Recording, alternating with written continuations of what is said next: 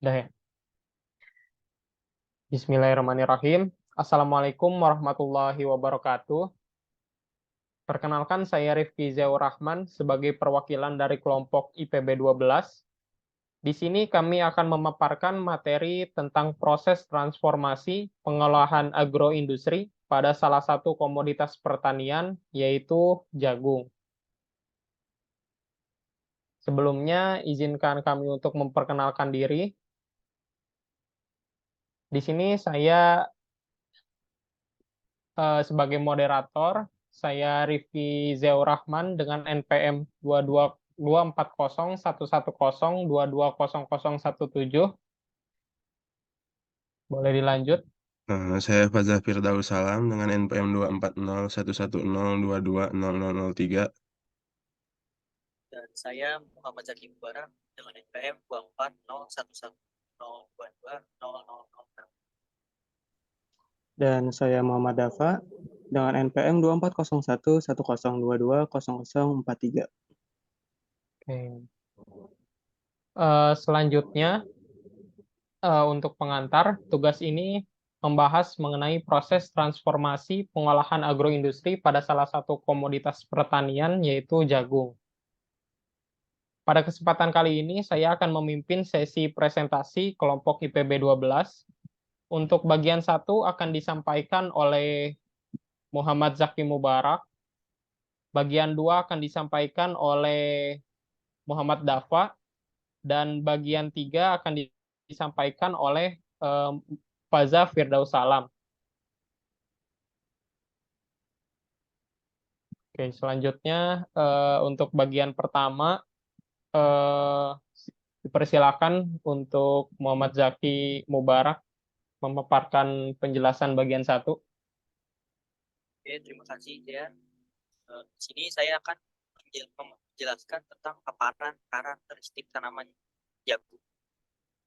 Pertama ada batang. Batang jagung berbentuk silindris dan berongga di bagian dalamnya. Batang biasanya berwarna hijau muda hingga hijau tua.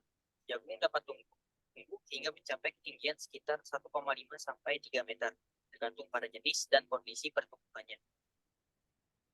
Next. Selanjutnya ada daun dan akar, di mana daun jagung panjang, rata, dan berbentuk memanjang. Daun biasanya berwarna hijau dengan urat daun yang menonjol. Lalu akar jagung memiliki sistem akar serabut. Next. Selanjutnya ada siklus hidup jagung. Jagung merupakan tanaman semusim yang menyelesaikan siklus hidupnya selama 80 sampai 150 hari dan sangat cocok ditanam di musim kemarau karena tanaman jagung membutuhkan suhu yang hangat untuk pertumbuhannya. Next. Selanjutnya karakteristik dari buah itu sendiri yaitu jagung. Ada komposisi nutrisi, di mana jagung mengandung karbohidrat kompleks, serat, protein, vitamin, dan mineral. Kandungan nutrisi jagung dapat bervariasi tergantung pada jenisnya dan kondisi pertumbuhannya. Next. Selanjutnya ada bentuk fisik. Buah jagung merupakan biji jagung yang terbungkus dalam tongkol atau klobot. Biji jagungnya berbentuk bulat dan keras dengan kulit luar yang keras dan bagian dalam yang next. Selanjutnya ada kandungan air. Kandungan air dalam jagung dapat berpengaruh pada kualitas dan daya tahan biji jagung. Biasanya kandungan air biji jagung yang ideal adalah antara 10 sampai 11%. Selanjutnya ada ukuran. Ukuran biji jagung bervariasi tergantung pada jenisnya, tapi umumnya berukuran sekitar 1 sampai 2 cm.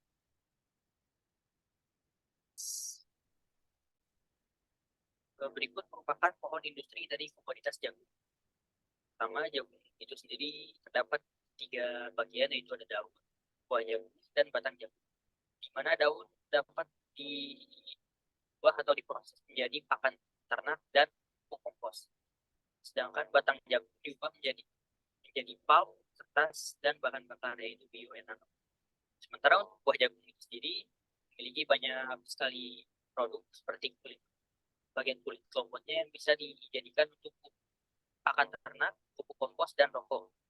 Lalu rambut jagung bisa dijadikan kerajinan tangan, dan tongkol jagung yang bisa dijadikan pakan ternak, kompos, bahan bakar, karang, serta tepung arang. Dan kuah jagung itu sendiri dapat dijadikan makanan seperti kompor dan minum jagung. Lalu jagung muda seperti baby corn dapat dijadikan jagung muda dalam kaleng. Lalu grits jagung digunakan untuk industri makanan. Lalu ada tepung jagung yang dapat dijadikan tepung maizena yang diperuntukkan untuk industri makanan, serta dextrin diperuntukkan untuk industri farmasi, dan gula jagung yang diperuntukkan untuk industri makanan. Lalu terakhir ada minyak jagung yang diperuntukkan juga untuk industri makanan. Terima kasih kepada Muhammad Zaki.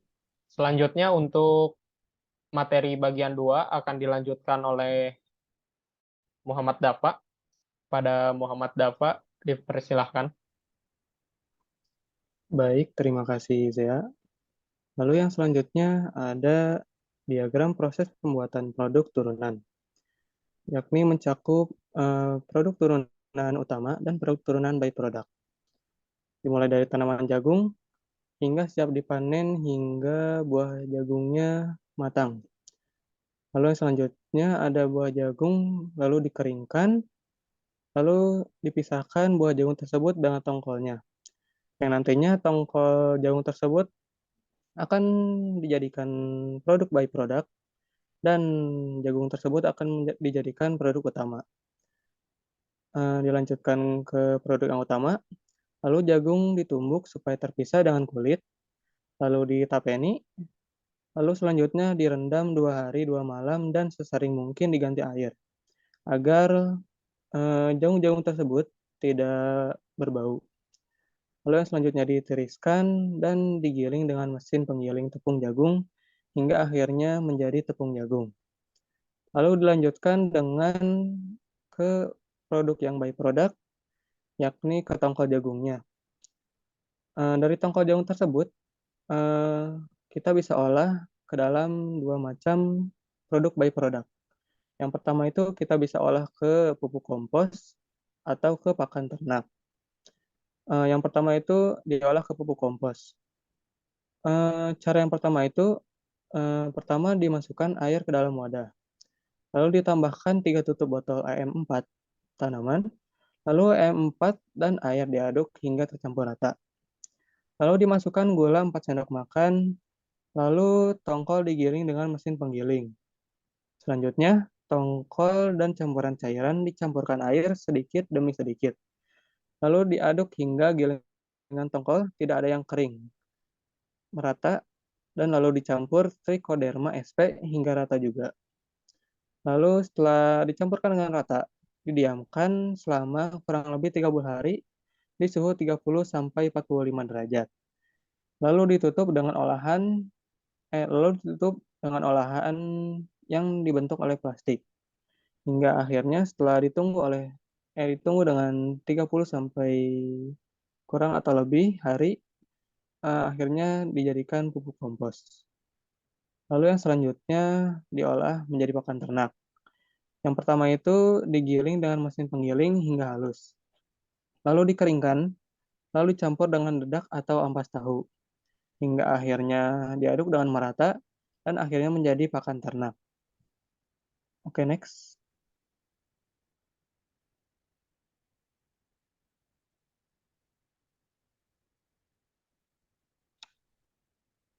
Oke, berikutnya ada link video dari pembuatan produk byproduct dan juga produk utama dari jagung. Oke, next.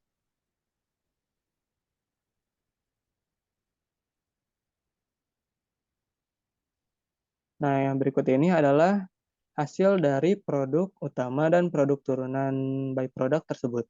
Yang pertama itu ada tepung jagung yang merupakan produk utama, lalu yang kedua merupakan pupuk kompos dari byproduct, dan yang ketiga itu ada pakan ternak dari byproduct juga. Oke, next.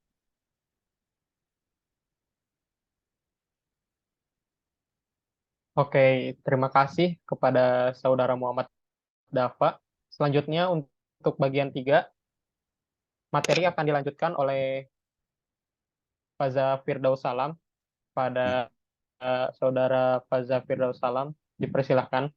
Baik, terima kasih. Selanjutnya ada materi kuadran yang menyatakan faktor eksternal serta faktor internal. Rujuk pada gambar kuadran tersebut, gambar kuadran tersebut memiliki keterangan sebagai berikut.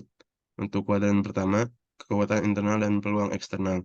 Dalam kuadran ini, strategi yang direkomendasikan adalah strategi agresif, yaitu memaksimalkan kekuatan internal untuk memanfaatkan peluang eksternal. Contoh strategi yang dapat diambil untuk jagung dalam kuadran ini adalah meningkatkan produksi jagung dengan teknologi pertanian yang canggih dan memperluas pasar jagung sebagai bahan bakar alternatif. Next.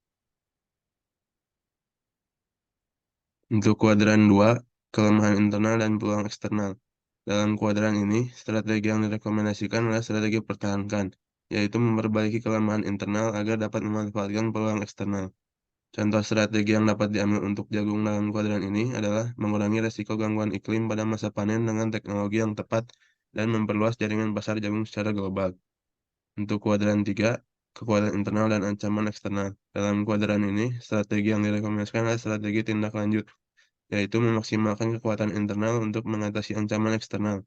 Contoh strategi yang dapat diambil untuk jagung dalam kuadran ini adalah meningkatkan efisiensi produk untuk mengurangi biaya produksi dan meningkatkan daya saing jagung terhadap komoditas lain seperti gandum dan beras. Dan yang terakhir, kuadran 4, yaitu kelemahan internal dan ancaman eksternal. Dalam kuadran ini, strategi yang direkomendasikan adalah strategi kelola kondisi, yaitu mengurangi kelemahan internal dan mengatasi ancaman eksternal. Contoh strategi yang dapat diambil untuk jagung dalam kuadran ini adalah meningkatkan pengendalian hama dan penyakit pada tanaman jagung dan mengurangi ketergantungan pada modal investasi. Next.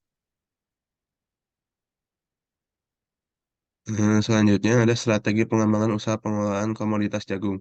Yang pertama, peningkatan kualitas produk, yaitu tingkatkan kualitas produk jagung olahan dengan memperbaiki teknik pengolahan dan memperbaiki bahan baku yang digunakan. Yang kedua, ada diversifikasi produk, yaitu menambahkan variasi produk seperti keripik jagung, popcorn, tepung jagung, dan lainnya untuk menjangkau pasar yang lebih luas. Yang ketiga, ada peningkatan efisiensi produksi, yaitu meningkatkan efisiensi produksi dengan mengadopsi teknologi baru dalam pengolahan jagung. Yang keempat, ada ekspansi pasar, yaitu meningkatkan penjualan dengan memperluas pasar di wilayah yang lebih luas, bahkan ke luar negeri. Next. Yang kelima, ada kolaborasi dengan petani, yaitu bekerja sama dengan petani jagung untuk meningkatkan kualitas bahan baku jagung dan memastikan pasokan yang stabil. Yang keenam, ada promosi dan pemasaran yang efektif, yaitu menggunakan strategi pemasaran yang tepat untuk memasarkan produk dan meningkatkan kesadaran merek. Dan yang terakhir, ada pengembangan jaringan distribusi, yaitu membangun jaringan distribusi yang efisien untuk menjangkau pelanggan dengan lebih baik dan memperluas pangsa pasar. Oke, selanjutnya. Oke, terima kasih. Oke. Baik, terima kasih kepada para presentator yang telah memaparkan materi bagian 1 sampai 3. Oke, selanjutnya setelah menyimak penjelasan dari para presentator, di sini saya akan menyimpulkan materi yang telah disampaikan oleh para presentator kita.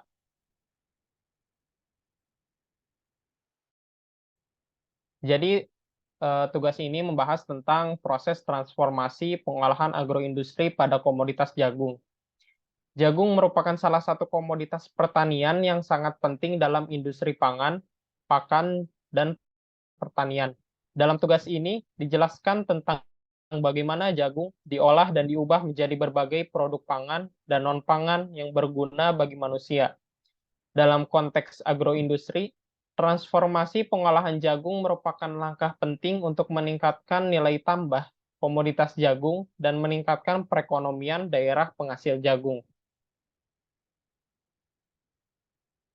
Di sini saya akan menjelaskan kesimpulan poin nomor 1 mengenai karakteristik jagung.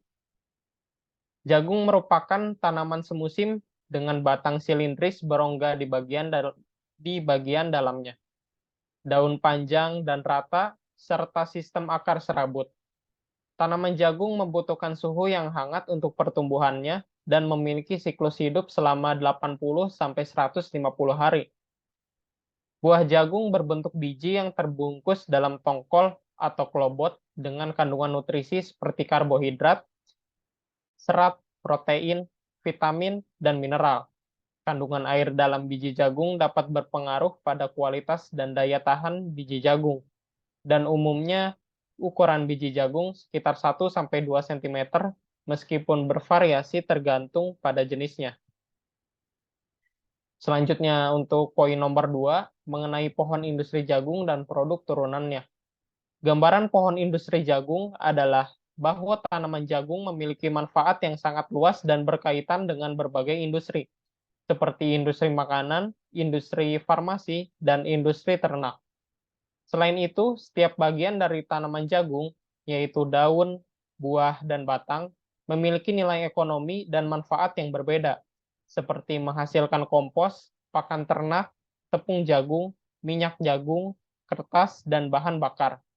Dengan demikian, tanaman jagung dapat dianggap sebagai salah satu komoditas pertanian yang penting dan memiliki peran yang signifikan dalam memenuhi kebutuhan manusia. Selanjutnya untuk poin nomor 3 mengenai proses pengolahan jagung. Proses pengolahan jagung memiliki beberapa langkah yang meliputi pengeringan, pemisahan buah jagung dengan tongkolnya, penggilingan, pemrosesan, dan penambahan bahan tambahan seperti gula. Dari hasil pengolahan ini dapat dihasilkan berbagai produk seperti tepung jagung, pakan ternak, dan pupuk kompos. Proses pengolahan tongkol jagung juga dapat menghasilkan pakan ternak dan pupuk kompos. Dengan langkah penggilingan dan penambahan dedak atau Trichoderma sp, proses pengolahan jagung ini berkaitan erat dengan industri makanan dan peternakan, serta dapat memberikan manfaat dalam pengolahan limbah organik menjadi pupuk kompos. Oke, untuk kesimpulan nomor 4, mengenai faktor eksternal yaitu peluang dan ancaman, dan faktor internal yaitu kekuatan dan kelemahan pada komoditas jagung. Terdapat 4 kuadran dalam analisis SWOT, yaitu kuadran 1 mengenai kekuatan internal dan peluang eksternal, kuadran 2 mengenai kelemahan internal dan peluang eksternal, kuadran 3 mengenai kekuatan internal dan ancaman eksternal, dan kuadran 4 mengenai kelemahan internal dan ancaman eksternal. Setiap kuadran memiliki strategi yang berbeda dalam menghadapi situasi yang terjadi. Untuk jagung, strategi yang direkomendasikan tergantung pada kuadran yang dimasuki. Seperti strategi agresif untuk kuadran 1, strategi pertahankan untuk kuadran 2, strategi tindak lanjut untuk kuadran 3, dan strategi kelola kondisi untuk kuadran 4. Contohnya, untuk jagung dalam kuadran 1 dapat dilakukan strategi agresif seperti meningkatkan produksi dan memperluas pangsa pasar. Sedangkan untuk jagung dalam kuadran 4 dapat dilakukan strategi kelola kondisi seperti meningkatkan pengendalian hama dan mengurangi ketergantungan pada modal investasi. Selanjutnya mengenai strategi pengembangan usaha pengolahan pada komoditas jagung. Dari beberapa strategi yang bisa dilakukan untuk meningkatkan bisnis